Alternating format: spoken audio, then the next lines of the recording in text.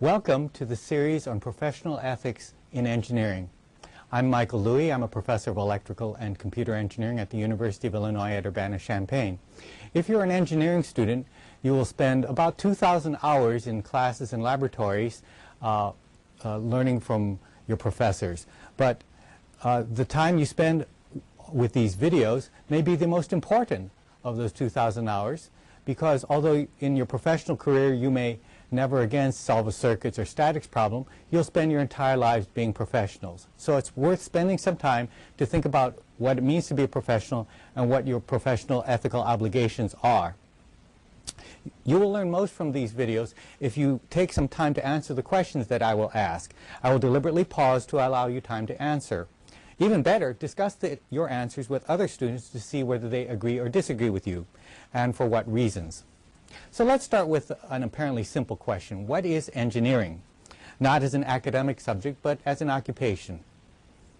I'll give you a few seconds. Most of you will think of engineering as a form of problem solving, where you are solving other people's problems. Well, in other occupations, people solve problems. For example, bankers solve problems by granting loans. City planners solve problems by writing zoning policies. You may think that engineering is about making things, but potters and carpenters also make things. You may say that engineering is about applying scientific knowledge, but physicians, doctors, and farmers also apply scientific knowledge. Here we're going to focus on two aspects of engineering. That it's a profession and it should benefit humanity. Engineering is that profession in which the knowledge of the mathematical and natural sciences gained by study, experience, and practice is applied with judgment to develop ways to utilize economically the materials and forces of nature for the benefit of mankind. So again, we're going to focus on what it means to be a profession, and also that a profession should benefit humanity or society. So what is a profession? Well, let's take a look at some examples of professions. Doctors or physicians, lawyers, engineers, those are certainly professionals. Can you think of a few others?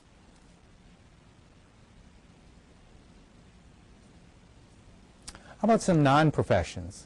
Occupations that are clearly not professions, like plumbers, fashion models, sales clerks. Can you think of some others?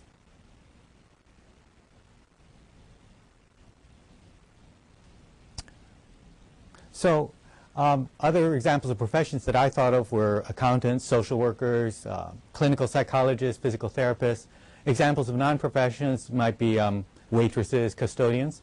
What are characteristics that distinguish professions from other kinds of occupations? Again, take a few moments to think about that.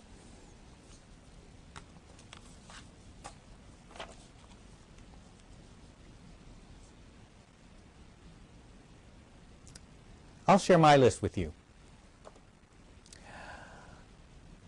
First of all, professions are characterized by having specialized knowledge and skills that are not available to most people. But plumbers also have special knowledge and skills. What distinguishes professionals are that their skills are primarily intellectual. So there's an intellectual component to professional skill. Second, to acquire this knowledge and skills, apprenticeship is considered insufficient. Professionals require formal education, at least through college, and often a graduate degree as well. So many professional degrees are actually graduate degrees. Master of Urban Planning, Doctor of Psychology. Engineering recognizes the bachelor's degree as a professional degree. Third, professionals exercise judgment, and clients cannot evaluate the quality of those judgments. That is, professionals hold authority. Only other members of the profession can evaluate the quality of the educational programs and professional work, so that's why professionals evaluate each other through peer review. Fourth, to ensure that the public is not harmed by professionals, there are a variety of social mechanisms, accreditation of educational programs, licensing of individuals, and so on. To practice law in a state, a new lawyer must pass the bar exam. My wife, a social worker, has had to take an exam to acquire a license to practice social work from the state of Illinois. Finally, there are professional associations. Like other occupations, these are organizations of people within the same profession. Unlike unions, which advocate for the benefit of their members. Professional organizations are devoted to sharing information through publications and conferences, and they also organize accreditation and licensing. So in engineering, there are professional associations for each engineering discipline. American Institute of Aeronautics and Astronautics, American Institute of Chemical Engineers, American Society of Civil Engineers, American Society of Mechanical Engineers, the IEEE for Electrical and Electronics Engineers, and so on. So why is it that professionals have special ethical responsibilities? Well, professionals have clients and not customers. What do you think is the difference? Take a moment here to think about the difference.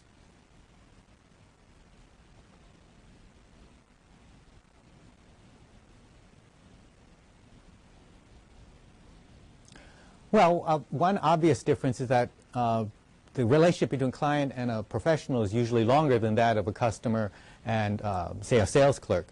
There's not a single transaction.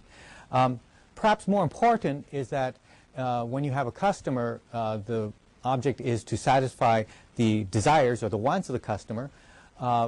We usually say the customer is always right. But with the client, the important thing is to satisfy what the client needs and not necessarily what they want, that the professional holds some authority here. For example, if I'm a doctor and you come in and you want a prescription for drugs just because you want them, I would not simply give you that prescription. I would try to prescribe the medications that you need and not just the ones that you want. Second, clients must trust professionals. To meet our needs as clients, we let professionals do things that we would not let others do. For example, we let a dentist apply a drill to our teeth. I like to say that the difference between oral surgery and assault is professionalism. In this professional-client relationship, the client has a great deal of stake, health, freedom, and so on. The professional has great power to help the client meet those needs, but with great power goes great responsibility. And it's important that professionals use that power in a responsible way for the benefit of their clients. In fact, all professions profess, that is, they make a claim to serving the public good. A good example would be the difference between behaviors and dentists. Plumbers' unions have resisted electrical codes that permit plastic conduit because that would reduce their job opportunities. On the other hand, dentists have advocated for fluoridated water, which might reduce their business because they have an interest in the public health. All professions are devoted to some public good. Medical professionals are devoted to human health, lawyers to social justice, engineers to safe and useful objects for the benefit of society.